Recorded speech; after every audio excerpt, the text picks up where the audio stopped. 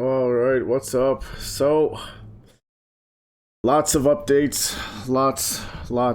World Health Organization finally made an appearance. They came out of their hole.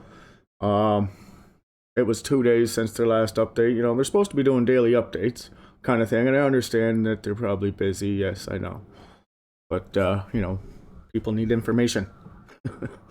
um, so yeah, we're gonna go over the latest update, and there's some startling things here. But it's only confirming what my suspicions and a lot of people's suspicions were, and they still don't know what this is. They have no idea, really. They still say, we don't have any data. Um and they're using that as a crutch, you know. And there's some startling things here. Just gonna check the audio, make sure everything's coming through correctly. Um yeah, so let's get right into this. And the first, I got some highlighted key points, and of course, they're broke. They are broke because they're dealing with. Before this even happened, they were dealing with measles and an Ebola outbreak in West Africa and Sudan, um, or South Sudan and West Africa, and they've been like their resources are pretty tapped there already, and then this thing falls into their laps. So they asked for $675 million, to kind of support their supply needs and operational costs and things like that. And that's only for 2 months. 675 million. And I think they might have got like 400 or 500 million or something. They might have got it all by now, but the problem is they have the money, but now they need to, everything's shut down. All these manufacturing places that would make this, supplies normally are in China. So it's a congested clusterfuck on all logistical levels. It really is. And the mistakes that are being made, like looking back in hindsight, but looking at these guys, you can tell that they're not ready. They weren't ready for this. They don't know what to do. They're strictly bureaucratic, overly bureaucratic, and it's all policy and procedure and actions based upon official numbers, which we know they can't be right. Just because they don't even have test kits right at the moment in most places because they fucked up the test kits. But anyways, they do admit this in here. So let's get into it. I'll stop talking for a minute. There's lots to talk about. And we have put out a call for $675 million to support countries to prepare. I thank those donors who have contributed. But we have not seen the urgency in funding that we need. So they didn't get the money yet.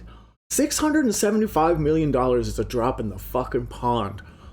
Really, like on like a level of like, where is these funds, like these emergency funds and these, these funds that supposedly are supposed to exist for these type of reasons. Yes, I know, they were dealing with other outbreaks and certain things, but they don't have any money.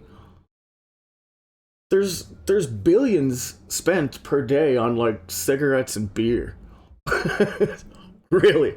So, but what the fuck? Where is the money? They don't got it. Bill and Melinda Gates, I think, donated 100 million.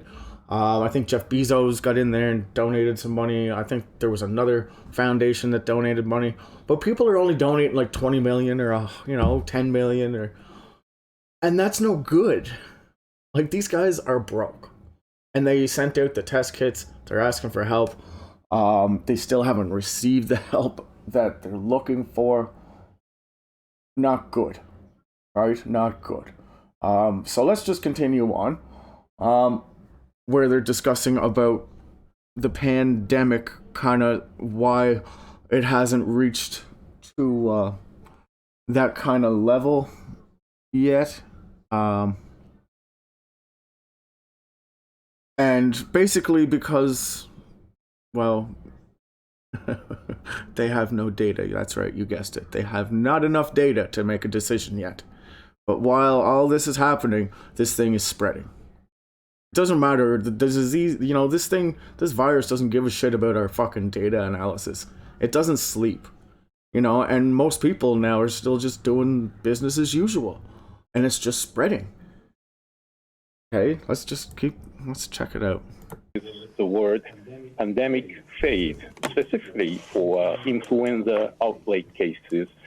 But should the global risk assessment of COVID-19, which is high now, turns into very high in the future, would it be safe for us journalists to say or call it pandemic in general terms?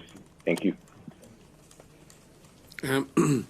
Yeah, I think we need to be extremely cautious in using the term pandemic. We had lots of controversies during the H1N1 situation around when it was pandemic and when it wasn't pandemic, and I think we need to be careful.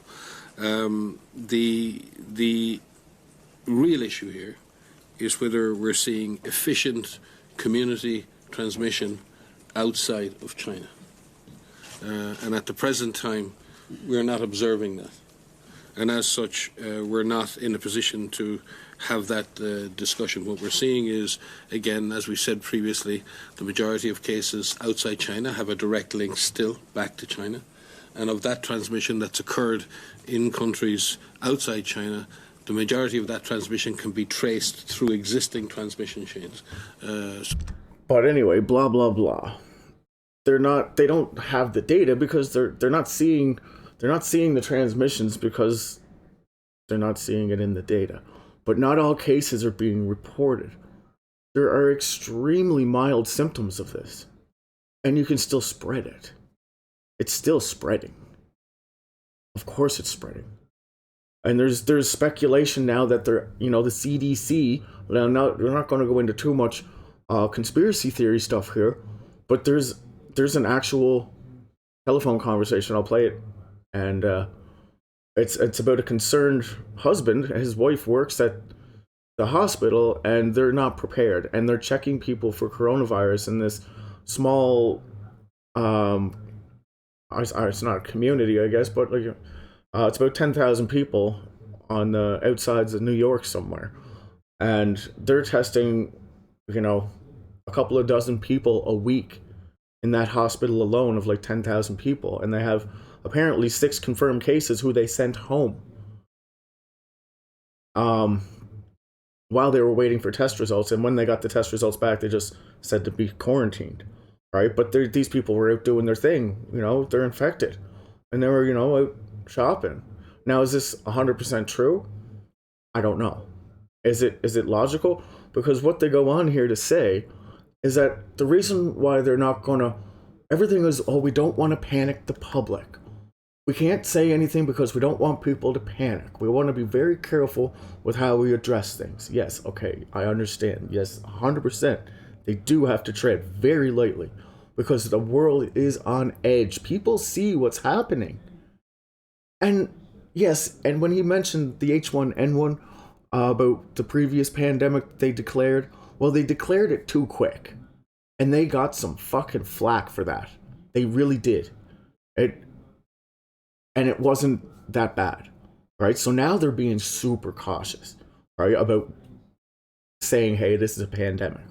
But we have Europe and, well, I don't know, there's like 28 countries where this has to be spreading. It has to be. If there's infected people there, it has to be spreading. Even if they quarantined those people, there's a very good chance before that person got to quarantine, they infected somebody else. And that person's not. And then that person infected somebody else. Right? But it's a very highly contagious. And we know that now. We can look at the cruise ship and we can see the numbers coming off the cruise ship. It's over 500 people infected now. And I think there's been 1,500 tests. So that's still a third. And it's always been a third. Which is really weird.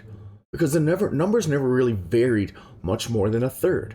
Every test that came out, it was basically a third of the people. Except for one. where I think they did like 67 tests or 70 some tests and 41 came back positive, or 44 or something. And that was the only one, and then the rest of them were kind of just a third, which it just seems weird. Like, but anyways, it's quite possible because we know the tests are faulty, and they do admit this in here. You know, in not so many words to come out and say we fucked up big time. But yeah, we're having issues, and everybody knows that, nothing's really 100% and downplaying it, right? So let's keep going. So therefore, I think we have to be very, very careful, not to drive fear in the world right now, and be very cautious in using the words you have used. We've said it. The risk is very high in China. It is high regionally, and it is high around the world. That is not the risk is high of a pandemic. The risk is high that the disease may spread further. And I think at face... That makes no sense. The risk isn't high that it's a pandemic, or that it's going to be a pandemic. The risk is high is that it's going to spread further. Well, if it spreads further, then that would, in case, be a pandemic. Do you see what they're doing here? They have no idea, really. And if you're just going to take everything they say, blah, blah, blah, face value, and if you're not looking at the history of this and know all the like kind of little tidbits of information, you would never. They're very good at deflecting. But they're still saying, and I'm not being over pessimistic, and I'm not being a fucking, a critical analyst to just pick out the little flaws.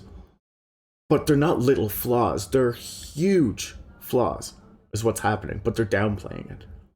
Okay? And we know that the numbers are wrong in China, and they are so fucking grateful for that. I promise you. They're happy for that China's, having these low numbers, considering the people who probably are actually infected. Because it's giving them, a window to say, well, this isn't so bad right now. When in fact, there's probably millions infected globally outside of China. Seriously. This thing is viciously contagious. And you don't know you have it. Most people didn't know. And it's flu season. It's fucking peak of flu season in the West. In most places. So this develops and shows symptoms just like the flu. You can't test every single goddamn person that comes in with a runny nose. You can't. Right? So how the fuck can they diagnose it? They can't. They can only be like, well, did you travel to China recently? No. Do you know anybody from China? No. Well, you don't got it. You must have the flu. But they're the testing, like to test every kind of person that shows up at the hospital for certain stuff, and more people are going to be, might want to get tested just because of the circumstances. So that's going to overload the system right there, even in the West, everywhere, right? They don't have the capacity to do that. They really, really don't. If all of a sudden millions of people, which happened in China, right, just start going to the hospitals and wanting tests, crashed it. That's why they had to send everybody home and quarantine everybody. But that didn't work. So, anyway, you see how this is bottlenecked and congested at a level of gathering data, of a level of releasing data. There's a lag in the virus itself. There's a lag in the data. We're probably 3 weeks behind what's actually happening in real time. Really. It's not good. And I'm not trying to freak anybody out. I'm not. I'm just telling it how it is. Straight up how it is. And am I 100% right? No. Do I have a fucking high plausibility based on what is happening to be right? Yes. And I don't want to be right. Fuck, I want to be wrong. I do, because it's not playing out very well for humanity. It really isn't, because these guys are our front line. They are our direct information link, but they don't have the information, is what they're saying. They can't give us information that they don't have. right? That's what they're saying. But anyway, let's just keep going. So we're at 31. Yeah, and another thing to mention too is he said the risk is high globally, high regionally, very high in China. But then you have local news stations all over the United States, all over Canada, all over Europe. Well, not so much Europe now. Europe's kind of on guard. They're kind of like, holy fuck, we got a little outbreak happening here. And they do. But they're saying, you know, oh no, don't worry, the risk is low. It's low. Don't worry, it's low. But these guys are saying, hey, it's high. But then it's trickling down through the filters, and it's going to like state level and community level, and they're just kind of putting their own interpretation on it because they just can't be like, well, you know, it's actually pretty high because it's globally high, so we're in that too, but we're going to make our own assessment based on numbers that we don't have and information that we don't have. We're just going to pull it out of our arse and say, you know, it's low. Don't worry, keep going, continue on, go to work, do your thing. That's what they did in China. The exact same thing they did. The exact same thing. Don't worry about it, it's all good. And then before they knew it, it just fucking erupted. And it was out of control overnight. It really was. It didn't take very long. Not overnight, but it was only like a few days within a week. When the cases started popping up, it was only a matter of time after that. Because this thing slides very silently.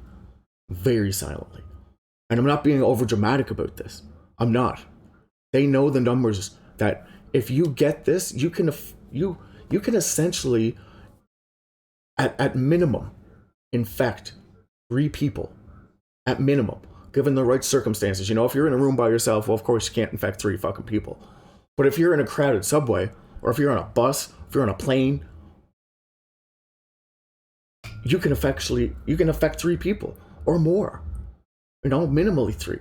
And those 3 people, you know, it might take them a day or 2 to become infectious, or however long it takes them to become infectious. But they're not showing symptoms and they're spreading it. Or they get like a little fever, or you know, and most people aren't going to run to the hospital to get a fucking fever or cough. You know, it's only going to be after like a few days. You know, oh shit, you know, I better go to the hospital. Oh, I got it. All the while just spreading it. You see how much of a chain reaction this is? It's uncontainable, and they know that. They know that. But they're going to wait to the very last minute before declaring anything official. But it's going to be too late. That's my opinion. But let's just keep going, right? You gotta be aware now and take your own precautions, right? It's not anything to freak out about and fucking, oh my god, it's gonna come to that. No, because you're not gonna help yourself. It's only gonna weaken your immune system if you panic. It really does. And you're gonna just become more susceptible. Panicking takes a lot of fucking energy. So don't panic. You know, be aware, right? You have to be at this point. Before, like 2 weeks ago when I was spouting off about this, nobody was even listening because nobody even knew about it. It was like, fuck, it didn't even hit the news really. But I knew all about it, what was going on. There was only like 2 or 3 news outlets covering this, right? And they just barely did like a little segment on it. And then it just started trickling more and more and more and more. And now it's, right? It's how the virus spreads too. It just starts a little bit more. And you can't stop it. They can't. Not with the tactics that they're using right now.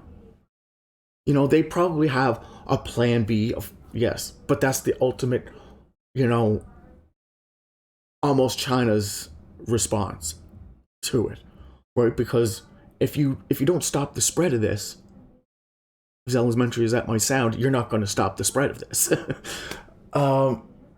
It's just simple facts. So we got to cut down.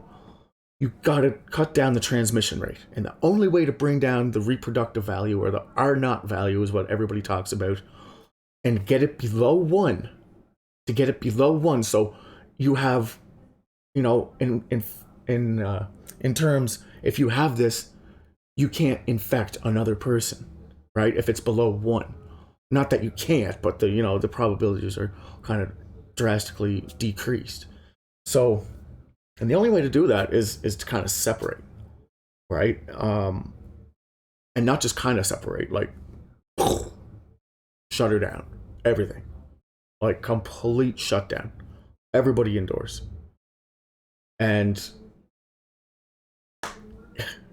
like that's or you know what I mean? That's what it would have to come to. But would they go to that, or would they just let it drift and just, you know, buy a little bit more time, buy a little bit more time, buy a little, oh fuck, now it's actually over the cusp now, there's no fucking coming back from this now, well, we may as well, fuck it, we're not, no sense in telling them now, you know, we'll just keep going and keep going.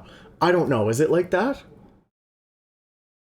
It's gonna be, because this thing isn't just gonna stop, it's not gonna burn itself out. China hasn't even peaked yet.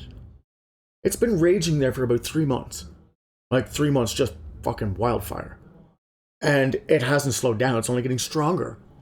It's only starting in the West, right? You can definitely predict that this is going to take 3 months to burn out at this rate, right? Because, well, we don't know if it's going to drop off in a week or 2 weeks, but it sure fuck doesn't look like it. It's picking up steam, right? It's not something to freak out about either, but you need to be aware of this and you need to prepare for this. Just, you know, whatever you gotta do, right? Everybody's got their own situation. I can't really give anybody advice, but there is links in the description for like prepping. You know, there's one from the US Marines. It's like a legit thing, like it's a survival thing, you know, because it might fucking come to that. Really? Look at it in China. Look at China. They have almost 700 million people on lockdown. And how do I know that? Because that's what CNN said. 700 million. So if it's being 700 million officially, like, you know, the only places that really have unrestricted travel now are Thailand, I think, and Japan, around that area. And I think Beijing's kind of still going, but everything else is just fucking shut down. It's ghost town everywhere. And everything stopped. All the production stopped. Nobody's transporting food and goods. Not enough to fucking sustain 1 billion people. Right? These minimal travels that you have going back and forth, that's not going to feed everybody. Everything's shut down. They're trying to fucking deflect from the situation that the whole social fabric of China, which whatever was there, you know, in a communist country, has collapsed. It has. It's deflated. The virus has done that. And they're like, well, you know, it's a lot of mild cases, and you know, it's not so bad, you know, we only got a few cases here. You can't see this spreading. You can't. And what makes it even worse and most different from even past coronaviruses, you can spread this and not show symptoms. Really. It's the way it is, and it's that much harder to track. And the fuck-ups. Wow. And I'm going to show you them. I will. So we'll just continue on here. He's talking about, pandemic risks, and why we should be very careful with that word. He said it like the N word.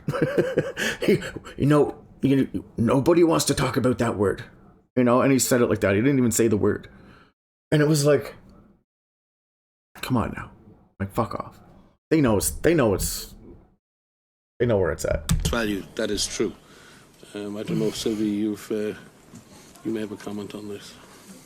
No, I think you are right. I think the difficulty with certain words is that their interpretation varies, and for general public, very often pandemic is really the worst case scenario. And so I think we need, before qualifying the event as the worst case scenario, we need a lot more evidence and a lot more data, and so that's why I think we need to be cautious, because it can really create panic. unnecessarily, because what is important currently is that we all agree on the risk assessment so that we can all tackle the virus the same way. Data, right? Data. These are the people, well, not these are the people, but the tests that went out are faulty. How do I know that? Well, there's a fucking internal letter from Klaxon Global, and it's on their website if you want to create an account and actually log in and do all that shit. But I got the letter here from another source, right? And it's Klaxon Global 2020-02-8. And if you put that in, you're going to find, this fucking article. But basically, this is the link to their official site, right? And they are a diagnostic company. They create, stuff. But, anyways, they want you to sign up and subscribe. But I don't want to sign up and subscribe. I can get it for free. So they admitted here, and this was done on February 8th. This was Saturday, February 8th. This came out in an internal email. And it was by Mary Marshall. And there's her legit stuff. Her information communicated by, and these are the underlying writers, I guess, or people, whatever. It's real, right? And they confirm right here. Our tests used to confirm cases are failing to catch large numbers of people with the disease. Yes, they are. And what else? There is a growing concern that those NATs, or nucleic acid tests, nucleic acid tests, are producing large numbers of false negatives. In a Wednesday, February 5th interview, state broadcaster CCTV, which is the Communist Party's in China's, that's their, their government news channel. An expert in critical disease and director for the Chinese Academy of Medical Science said one characteristic of the virus was that not all of those infected by it return positive NATs. One characteristic of the virus. Why is that important? A characteristic of this specific virus is that it has the ability to hide from your immune system. It goes into remission, in a sense. Now I'm just pulling that out of my ass. I am, but it's not without other supporting evidence that this here is able to literally. That's why people get better. People get better, but this thing isn't gone. It's not. No matter what they're trying to tell you, that people, it's not showing up in the tests. But it does. It goes into like a neutral state. But there's certain processes that will reactivate it on your internal, on your bodily processes. Whatever can trigger it, right? But it can hide from our immune system. But then what happens? Oh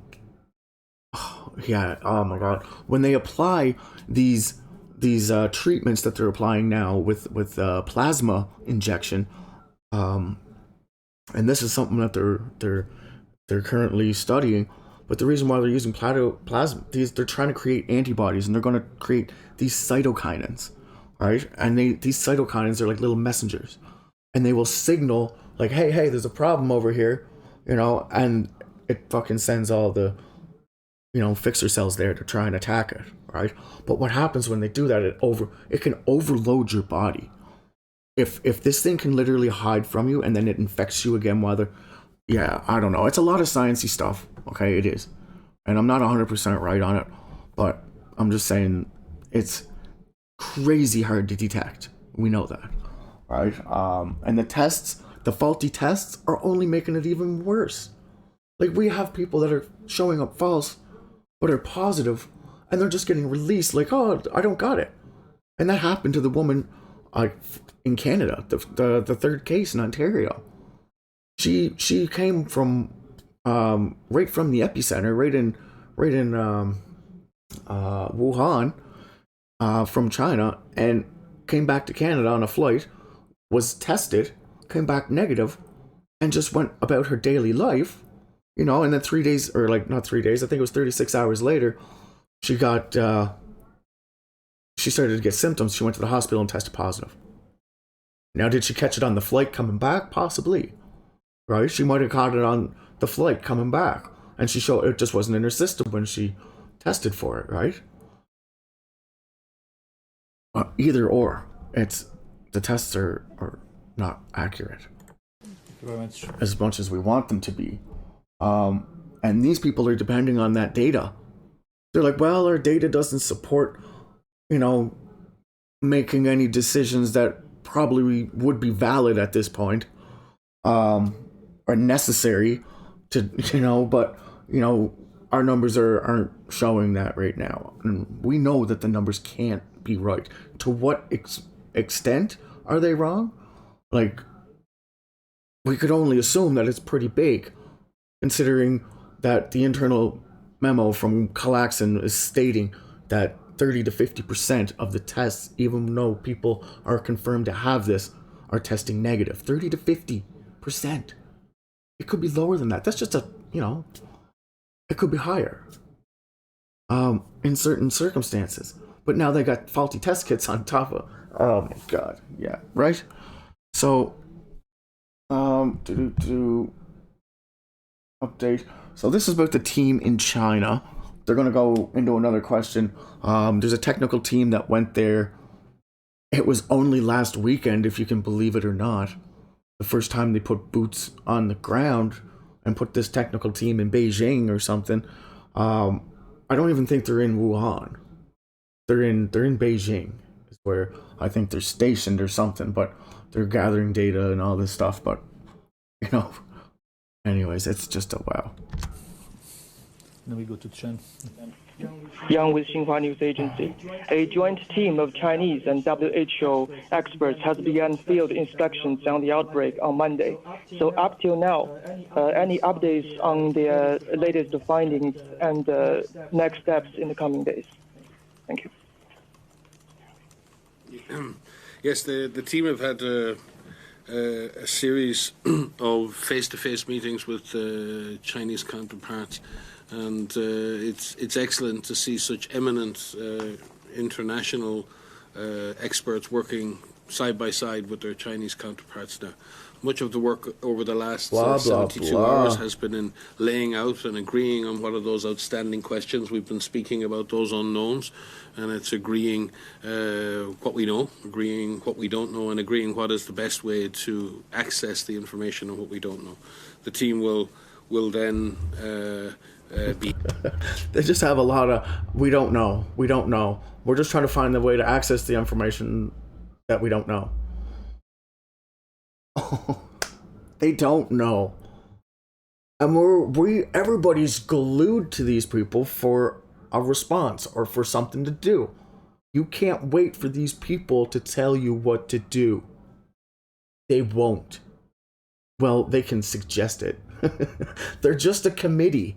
They are a committee that gathers data and makes risk assessments based upon this data. The data is completely wrong. Really is. Even if it was 20, 25, 30% wrong, would still be a huge impact. But we could almost guarantee that it's really wrong. Just based upon the actions that are being taken. 700 million people are fucking quarantined. Get that into your head. 700 million people. Yes, it's China. I know it's a communist country, which makes it even completely more fucking ridiculous because they would not commit economical suicide unless there was some batshit crazy stuff going down. Everything is stopped. It has been stopped. It's been stopped for a while. You know, this is just rolling out like it's bad. Whatever it is, you know what I mean? And they say, well, we don't have data. You know, I'm not trying to freak anybody out. But prepare yourself. Take your own precautions. I did. My kid hasn't been to school in like 2 weeks. His teacher calls me and was like, oh, blah, blah, blah, blah, blah, blah, blah. I'm like, I don't care. Do you want to see my risk assessment from the World Health Organization? I'll fucking email it to you right now. And it says globally high. So I don't care what your local assessment is. You know, considering we do have a large Asian community here. And it's nothing fucking racist. It's everything that is preservationalist. I want to stay safe. I don't give a fuck. This isn't going to a xenophobic place. I'm sorry, yeah, they're on that side of the spectrum. Well, it's a special circumstance, right? It's not like everybody's going to become fucking racist overnight because they want to protect themselves. But that's what the media wants you to do. That's what they're trying to say. Most of them, like, oh yeah, go then, go. You know, go swim with, you know, go put yourself into a danger that you can't detect because you don't know if somebody has this. It's not like they have a little fucking flag on their head or something that you can see and be like, oh no, that guy's got, stay away from him. You can't see it. It's invisible. Right? So the logic behind this whole thing is fucking ridiculous. But you know what it's all based upon? It's money. That's right. They need to keep the system going. Yes, of course they do. But it's a catch-22 situation. Public health or public health. It's right. It basically boils down to that. Like, you know, they're stuck with a virus, but you know, if they stop everything, then well, everything stops, and that's a health situation and a security risk. So, right? Do your own assessment. Do your own judgment. Right? You got to. Because if you get this stuff, I don't give a fuck what they're saying. You don't get rid of it. That's why they changed the name to disease. Hi, buddy. Did you have fun? Uh-huh. But none of my other friends came. Oh, they didn't come out. Oh, that's too bad. Well, they did, but they didn't. Give me 5 minutes. We'll get right back into this. And yeah, so you're freezing. Yeah, it's cold. Yeah. Okay, we will be back.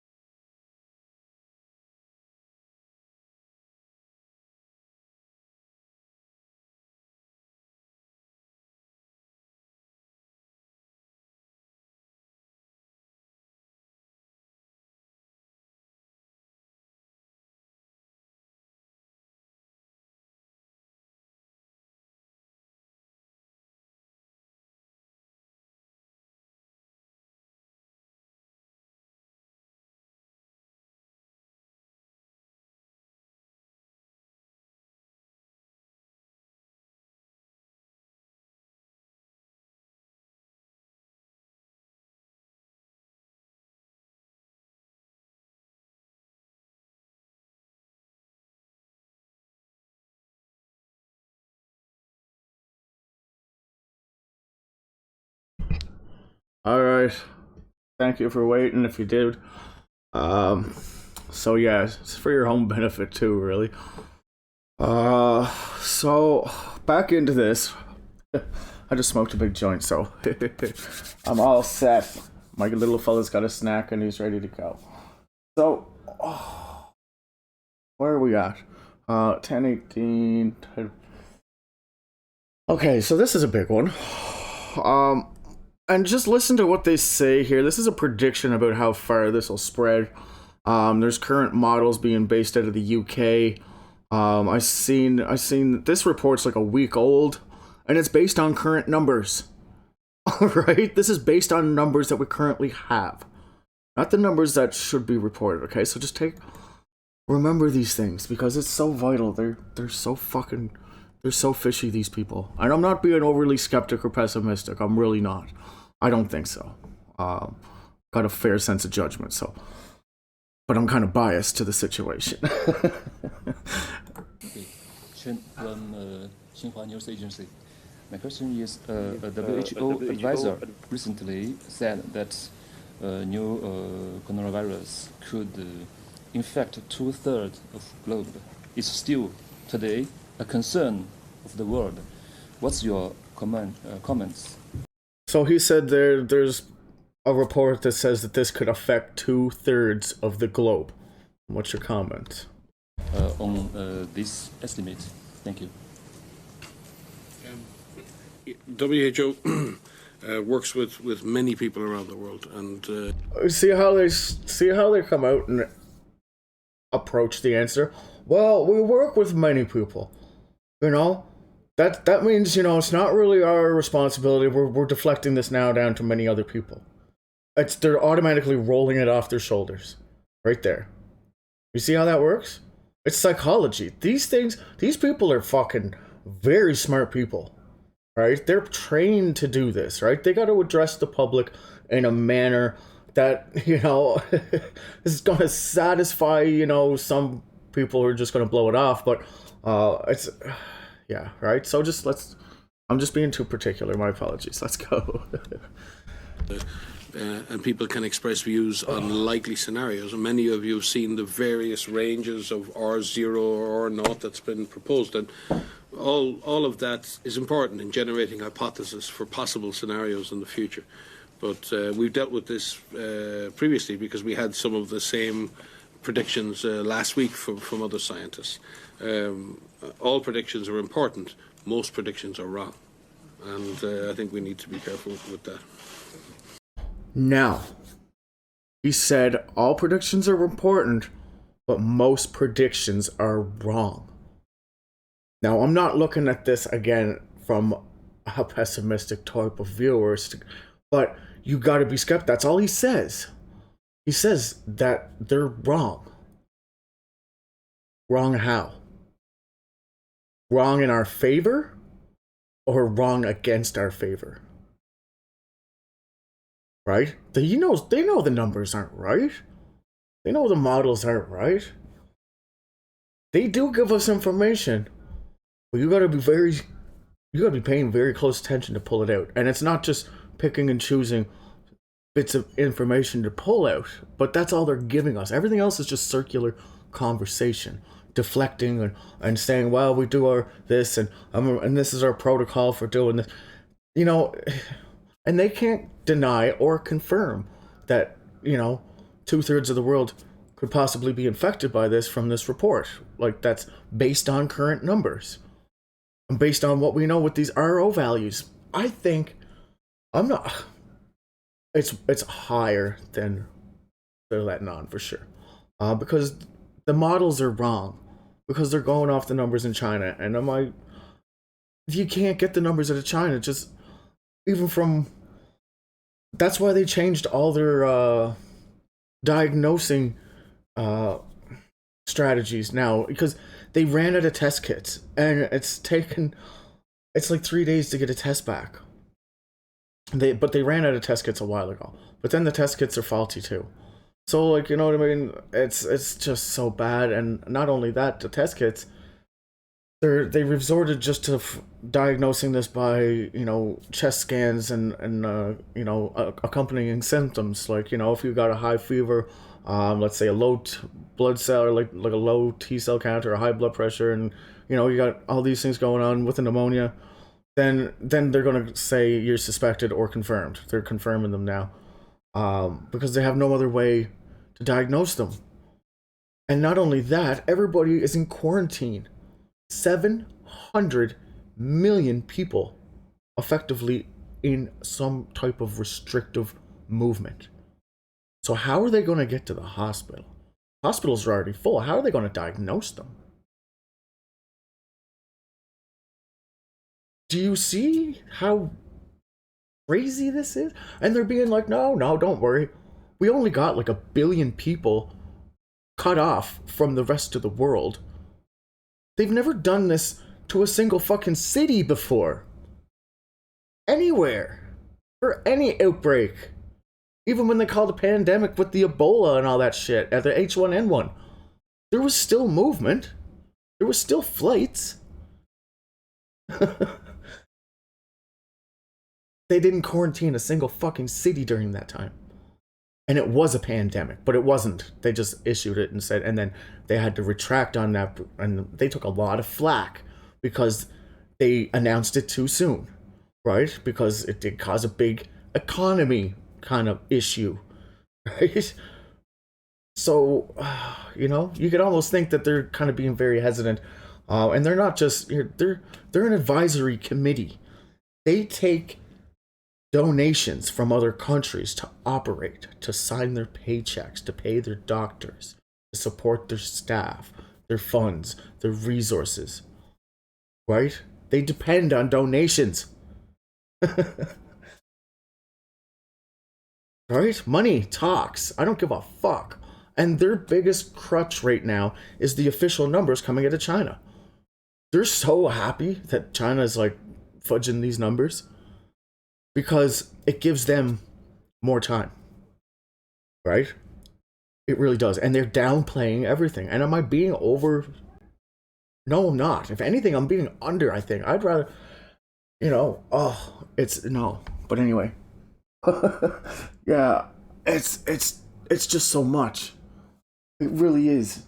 And if you're looking, like, you'll see the gaps. And they're not little gaps like they're, brushing them off. These are major issues that affect us all, right? Really. So what was the next one? We'll just let this roll because it's only like 10 seconds. But they go into about how they're using these plasma injections now from patients who have had this, but I guess got cured, so now they're coming after this plasma from these to try to make antibodies, right? That's what that's, which is really concerning on a whole different level, and it supports the theory that this thing isn't really natural, right? They don't have any other options, but they go in to say, hey, we've used this in the past and we've done this for other things. Not to this extent, no. Okay, but let's just watch. Anis, please. Can you just sorry. Yes, hello, Agnès Pedro from Agence France Presse. Today, some Chinese health officials have called former patients who recovered to give their blood in order to extract the plasma and give that to the patients who are still ill. Do you think this is a good option? Sylvie, some details. And her concern with that question is when she says, is this a good option to take plasma and blood from people who were infected from this but aren't showing, signs right now or are testing negative? But we know that the tests can be negative, right? We do. So they're saying, is it safe to take somebody else, but these people are already infected that they're giving it to, right? Because they don't have many options. And to resort to these types of procedures just goes to show their desperation, right? It is. On a medical level, this is desperate, right? So I'm just saying. The use of convalescent plasma or hyperimmune globulin has been part of the treatment of severe infectious diseases going back almost to the beginning of when we understood viral infection. We've seen it. We see it in rabies. We've seen it in. Yes, like he's trying to downplay it, right? Like, oh, we've done this before, don't worry about it. It's just nothing big here. This has been going on for a while. No, not like this. The studies have been around, and it's a desperate medical move on this side to try and do this, because these globulins, what he's talking about is hyperglobulins. What they're going to do is they're going to supercharge these signalers in your body, and they're going to send them in there from somebody else's body who has already been in contact with this, and they're thinking that these globulins are going to have some type of antibody that they can provide to attack the virus that's already there. But that can backfire. It can make the virus stronger, because they can reinfect it if there is small amounts of this virus in there, which there is scientific data right now supporting that this can hide from your immune system, right? And it's gonna be a while before I get there, but it is. So it can hide, right? And in a sense, if it's hiding from the immune system, it's in the T cells, right? Our T cells, and we're not going to pick that up in our tests either, because the tests that they're using, the body has to be producing antibodies for us to pick it up to let us know that it's producing this type of antibody for this specific fucking region. So they're saying, okay, well, this particular thing is different from the rest of them, so they're going after this one particular signal. But if that signal's not there because the body is not producing antibodies or trying to fight this off, they're not going to pick up that signal because it's not there. But they can hide. This virus can hide. And I think they know that. Like, it goes into like remission.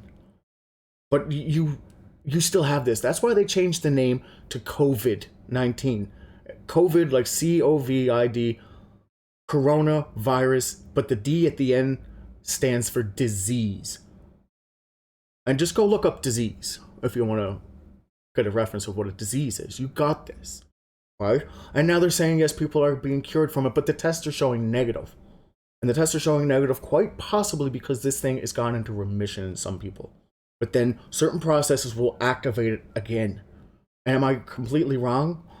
I don't think I'm completely wrong. I'm probably more on the right side of right. And I'm not a scientist by any means. But the data's there to support it.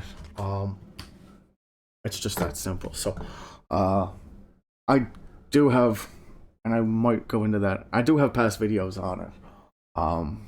But unfortunately they're long. And I haven't really picked out the points that are like important, because I just kind of ramble in my videos. There's no rhyme or reason. I try to, maybe kind of keep a topic line, but it just veers sometimes, because holy fuck, there's just so much. So yeah, the plasma, they're trying this attempt, right? They're trying it, and it's a desperate measure, is it, in a medical type of situation.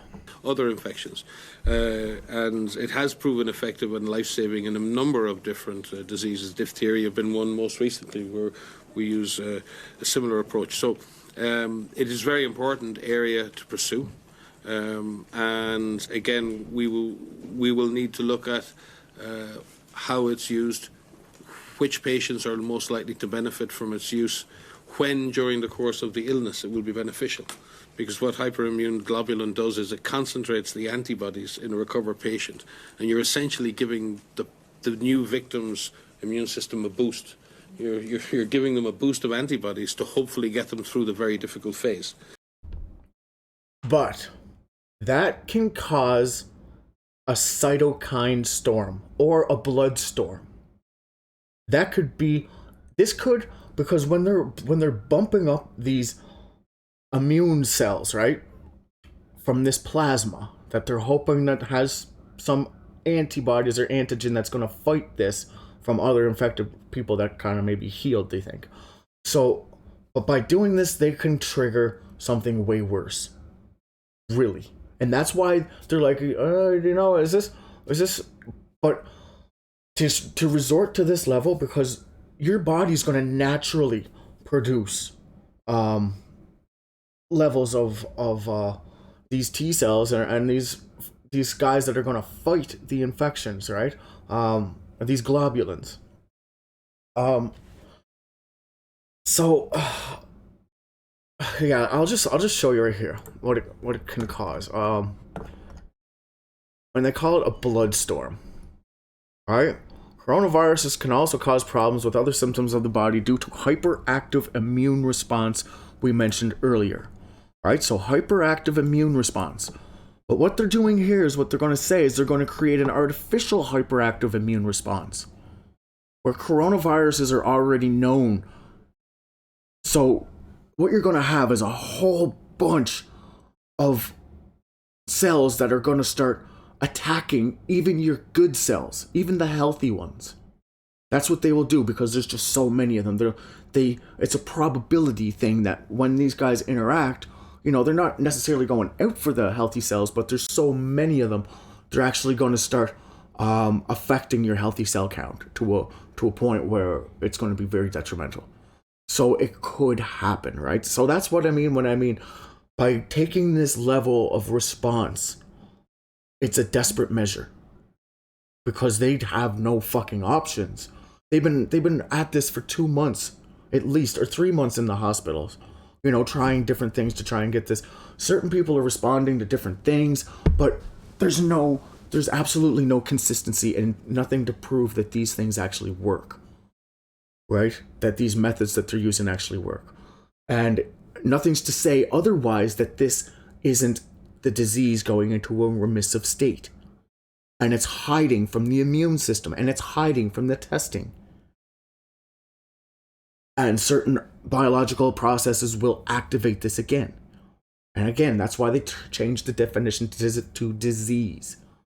And we all remember the HIV paper, right? We all remember, like, when that paper came out and everybody was like, oh my god, it's a bioweapon. It's a bioweapon.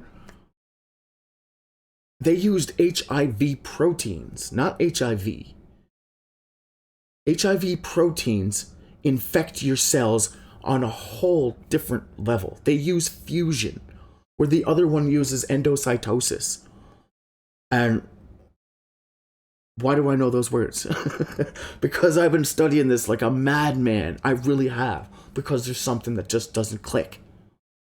And the way that these infuse to our cells, if it's on the coronavirus, it binds to our cells in a fusion type of way. It fuses with it. It's a different process of exchanging information, and it's much more, let's say, beneficial to the virus.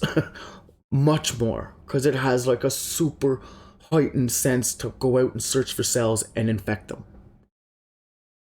And it's all a big fucking map. It really is. It's a big puzzle, and it's hard to put it together. And there's no definite responses, but there's scientific based reports that support everything that this virus is essentially doing in its behavior, which reflects back to the point that this is not something that came out of nature naturally by probability. When we think of statistical analysis, if you got a 90% probability in something, if you got a 90% probability of dying when you jump off this bridge, are you going to do it? No, that's not a very good probability, right? But if you got a 90% of surviving and having a great time and landing in the water below, are you going to do it? Well, yeah. Everybody wants to go for a swim and have fun. So it's probability, right? And the probability points to the fact that this was not something that nature created. And if you see everything in the headlines, if you see everything going, and I'm not trying to be an alarmist, I'm really not. I'm trying to be a realist. And few people are. And everyone who is essentially talking about this as being immediately classified as like a conspiracy theorist. And you know how that deflects credibility, right? It was a tactic done by the CIA in the fucking 60s, and it works.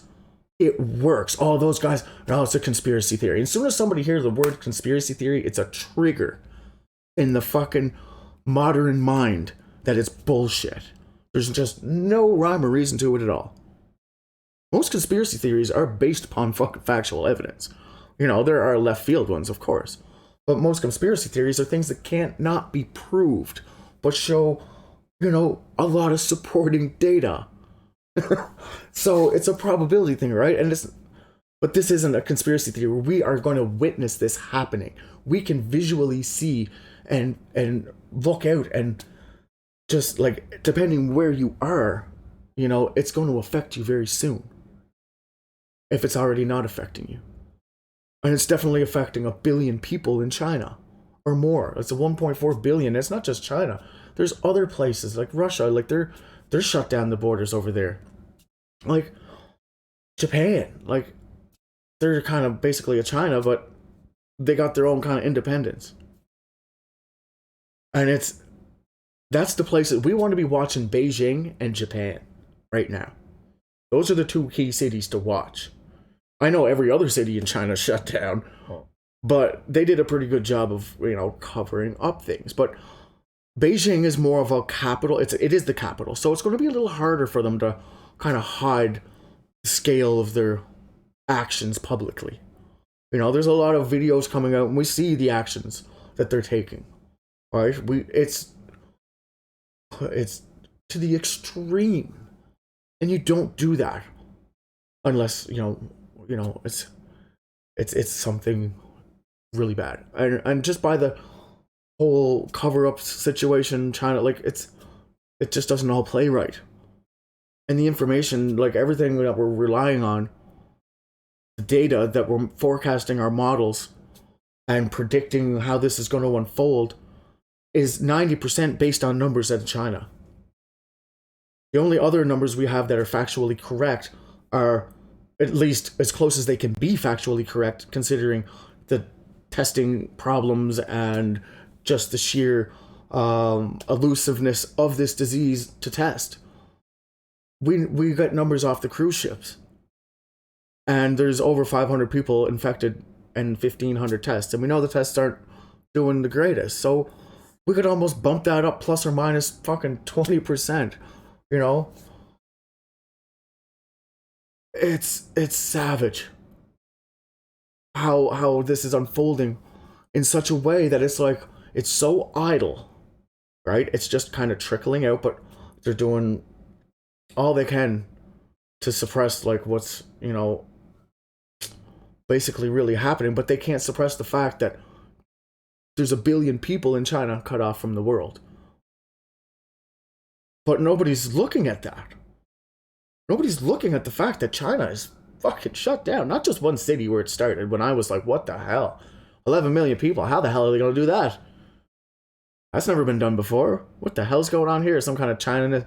Like, I thought it was just a China doing something because of the Hong Kong protests. And then, as I started to realize and watch more of this, I was like, wow, there's something... This is interesting. And I just got consumed in it because I was like, wow. It was just city after city, lockdown after lockdown, and all these videos rolling out, like military guard. It was like a movie. Like a fucking movie. I was watching a real life reality movie. Like, I was like some kind of viral outbreak, like, you know, and it's like, this isn't happening. And I was questioning my own sense, and I was like, no, there's got to be something fucked up here. Like, this has got to be like Russian hackers or China just doing some crazy bullshit fucking scam or like whatever. But, you know, as time came on and it kept rolling on, it's like, well, this is really weird. And then it's just exploding now. They can't contain it, but they're doing a really good job in the media to just kind of, you know, deflect information. And back to this, you know, I get rambling, I'm sorry, but it's it's valid information and people should know it. Actually, I'm not sorry. That's my Canadian attitude. I'm sorry about that, sir. Sorry about that. Sorry for being sorry. Um, so let's go to the tests, and let's hear what they have to say about the tests. It's not that bad, don't worry. We just lost all our ability to gather data and protect the country from people who are infected. Not just the country, the globe, I guess, you know. That's not really a big... let's maybe go back to the room here. We have a friend from Irish Times who joined us for the first time, and then we may go back online later. Please. Thank you, Paul Collins from the Irish Times. Can I ask if the speakers have any doubts about the efficiency or the effectiveness of testing for the virus, given some anecdotal cases where people were multiply tested or they were found to be negative and then found to be positive? Did you see her face there? She like went, "Oh, how am I going to answer this?" And yeah, how do you answer that? Because they're addressing the public, right? They got to be very careful with what they say, right? But they still they got to give enough information that it doesn't sound totally bullshit. But then anyway, here we go. No diagnostic test is foolproof, and we've seen that with screening programs and others around the world. Minimizing the situation, right there. Classic psychology. No tests are foolproof, or no test. Well, of course they're not. But that's just you're not really answering the question. You're just kind of saying, well, we understand that, yes, the tests are coming back negative, but they're not going to come out and say, hey, our tests are fucked, because people will be like, oh my god, what the hell? But that's what they're saying, and that's what it is. It really is. These tests were vital. They went out like 3 weeks ago or something, and it was the first big batch of test data. They were so proud that they sent all these test kits out. There were 700 test kits that went out, but each kit, I think, was capable of testing 2,500 people, or something like that. Maybe 3,000 people. But there was, each kit was a few thousand people, and they had 700 of these kits, and they sent them everywhere, and they turned out that they're faulty. Oops. And it's already hard enough to test for this in a good day without faulty test kits. Alright, so that's just the way she goes. The numbers aren't right. And this is them saying that. Because that's where we're gathering our data, from the test kits. That's where the base is, right? Without those kits, how can we gather data? We can't give data. We can't give... They're so bureaucratic and so procedural, and they have to be for good reason, yes. But it's working to their benefit right now. Really good. Because it allows them to deflect the numbers. Maybe the test kits were sent out on purposely fucked up. I don't know. But it would give them a good reason to, have longer time. Which is something we don't have. We really don't have time in this situation. We don't have time to wait for studies. We need to know the assumptions now. Fuck the completely correct numbers. I want somebody to come out and say, hey, you know what? We don't know how many people are infected, but there is a fuck ton. Like, I don't want them to come out and say that, but, they... Not that it's going to be a good thing. It's not that I'm supporting this, but it's... They got to be real with the people, but they can't. Do you know why? People will panic. They will. And that's when they were talking about the pandemic here earlier in the video. She said, we have to be really careful when we're using the words pandemic, because we don't want to alarm people. We don't want to alarm people. So they're not going to alarm you. We don't want to alarm you, so we won't. It's basically what they're saying. Unless we absolutely have to. They're giving us lag data everywhere. It's just sickening. Sickening. Oh my god. And it's hard not to look at it from a negative standpoint, I know I'm probably sure they're doing fucking as good as they can do. You know, they're just people too. But, you know, they're limited by their policies and procedures and protocols and fucking data. Right? And they're relying on that, right? And they know how bad it is, but they're not going to tell the world because they don't want to panic the world. They'll be just like China. We'll just wait till it fucking rolls over everything and then say, oops. Yeah, well, I guess hindsight, we should have been, you know, well, and then they'll say, well, you know, the data wasn't accurate, so how could we predict it, right? Scapegoat. Am I being too critical? Yes. You have to be. God damn it. You have to be. Especially when tests are new and validating those tests. So there's always a small chance of a false positive or a false negative. Someone who's told they're positive when they don't have the virus, or sometimes someone told you don't have the virus and they subsequently turn out to have that virus. So that's all you really need to know. They're just going to go blah, blah, blah, blah, blah. So they admitted that, yes, the tests aren't accurate. And how many millions of tests are going around? Right? From the internal email from Klaxon Global, the people who do these diagnostic fucking things, right? They say even patients who definitely have the disease come back positive 30 to 50% of the time. So they have it, but it's only showing up 30 to 50% of the time. And we do have data to support this. We really do. There's medical journals who've published, you know, reports of you know, this thing being shown up and then it disappears and then it shows up. The most notable one is from Li Wenliang. He was the doctor that contracted this and died over there, you know, and he tried to break the silence on it. And they were testing him right up to 12 hours before he died, before he tested positive for it. Now, what the fuck, right? It's there. The data's there. And they're saying it, but they're, you know, they can't say it in a way that I'm saying it because they don't want to panic people, and I don't want to panic people either. I'm not. But I want to stress the importance of these little blunders, we'll say, or fuck-ups. Well, yeah, just to say it. And it's not necessarily on their shoulders, right? You know, this comes down to a diagnostic level that these tests were right, but it just goes to show we don't have any backups. We were not ready for this. And the thing is, yeah, a lot of these diagnostic places and a lot of these places that make medicines and stuff, guess where they're at? You guessed it. you got it.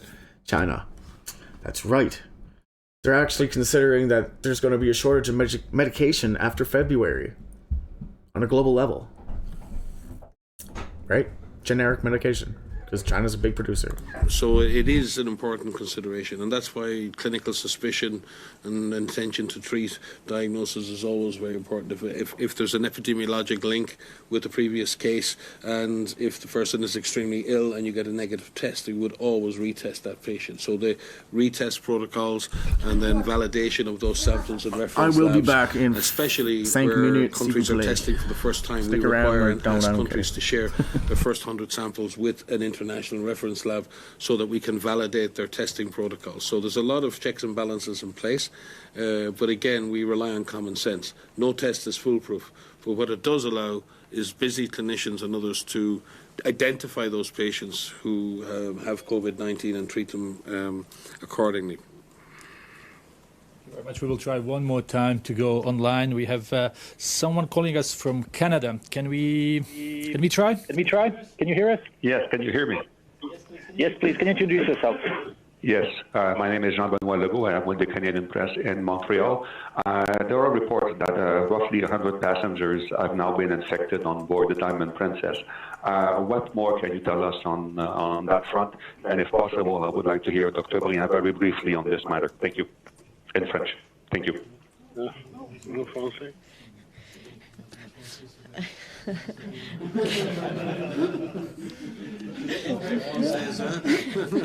Oh, your French is pretty good, Dr. Right now. Pretty good. Yes, so on this issue, I think what is clear is that it's very difficult to make sure that the infection prevention and control measures are difficult to implement in a ship environment because there are a number of factors that are very difficult to be put under control, and we have seen this in many other occasions for other infections like for noroviruses or other type of infections. So it's not specific for COVID-19. And so that's why we are working very closely with the various constituencies, the Japanese authorities, but also the chief medical officer on those cruise ships to see what would be the best measure to put in place to protect the people on the ships, but also make sure that we still stick to our objective, which is the containment of the virus. And I think this is what we are going to, that's what we are doing currently. Also be very cognizant that we need to make sure that we focus on our objective, public health objective, which is to contain the virus and not to contain the people, and making sure that we can have a right balance between the health of the population in Japan and other countries, but also the health of the people being currently on this boat. And so we need to have those balance. And it's currently quite difficult because there are still many unknowns on this virus. And so measures are implemented and assessed currently and monitored on a nearly hourly basis because we learn every day and every hour more about this disease and this virus. Can you please just shorter version in French? Okay, this time. Yeah, I'm not going to make you listen to it in French, but... Of course, now they're admitting, we shouldn't have we shouldn't have put them on there. It's hard to say, right? Of course, everybody was like, what the hell? Why are they quarantining them on this ship? That's going to be even worse, right? Because it is a circulated air, and they are just getting highly infected, right? Highly infected.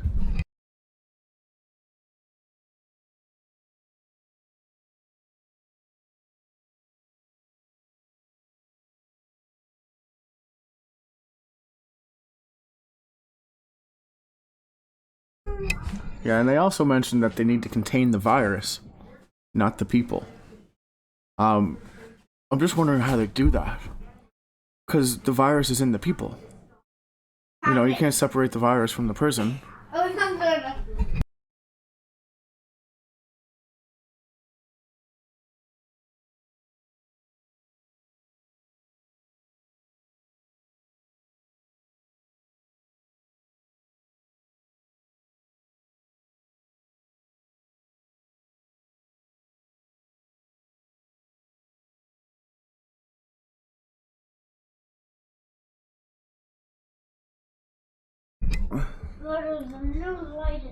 Okay, so where else? What else? They're all happy. They're all smiling. Number of cases. So we'll go to that.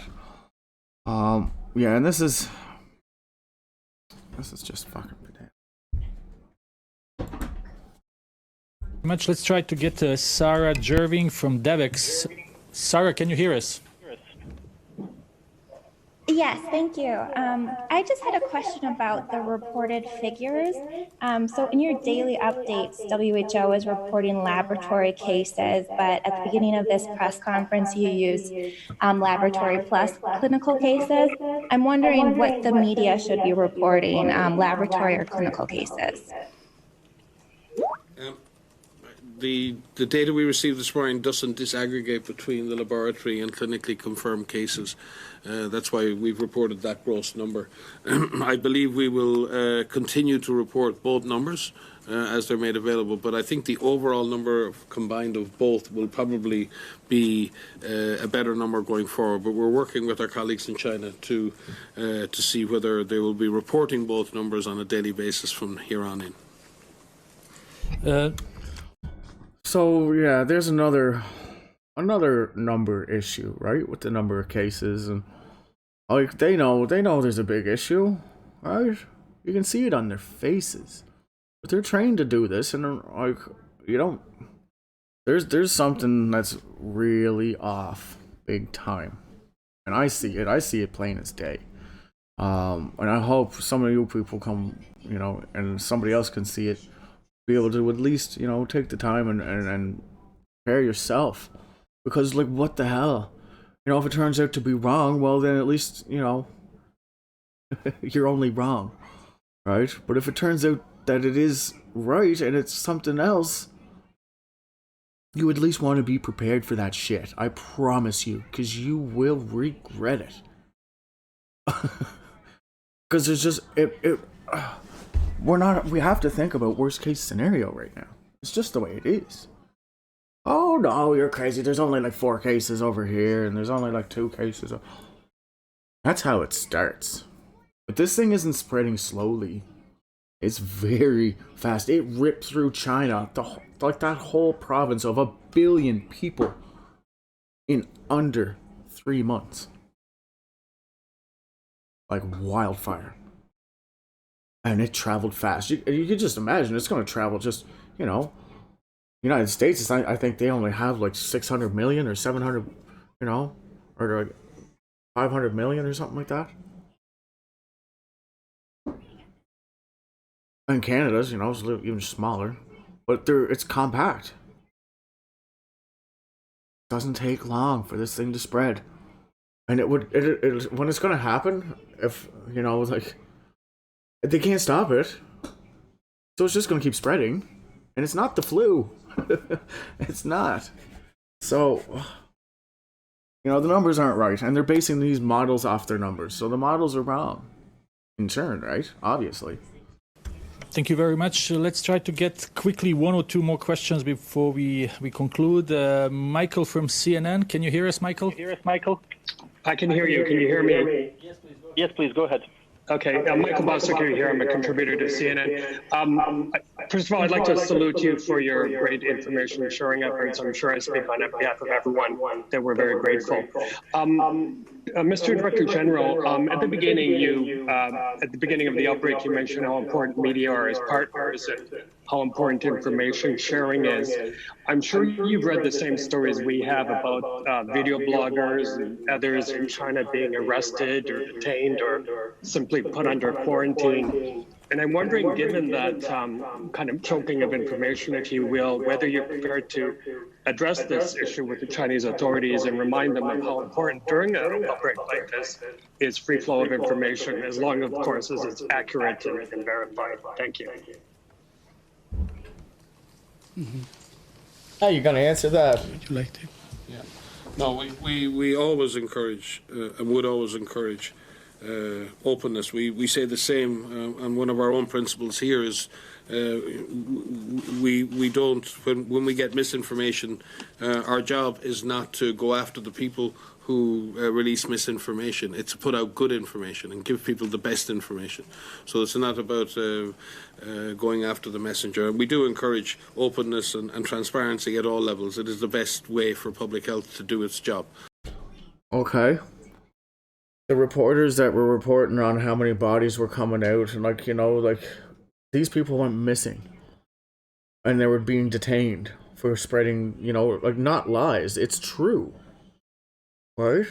And saying if they were reporting on the situation, they were getting arrested, and just whatever, like they were never seen or heard from again, right? And that's big because these people that were reporting on this. I can't pronounce his name, but Shen, and there was another fellow, and then the doctor, right? There's 3 big ones, like that were all silenced for some way or another, right? And now the reporters are asking the World Health Organization, saying, well, hey, mainstream media is picking up these stories now, these reporters going missing, the doctor dying and being suppressed information. Like, what do you got to say about all this? Like, what, why is China, can you remind China that, be like a little bit more humanitarian? And the World Health Organization has no power to tell a country to do something. They don't. They can't come in and say, you got to do this. No, they won't. They're letting China to their own devices to handle it, right? Because there is no proper way to handle this type of situation over there. There really isn't. And there's no protocols for this. And you got the Chinese army in there who are, raised by a dictatorship communist country. And these people are foot soldiers. They're like dogs. They will obey every order because they are conditioned to.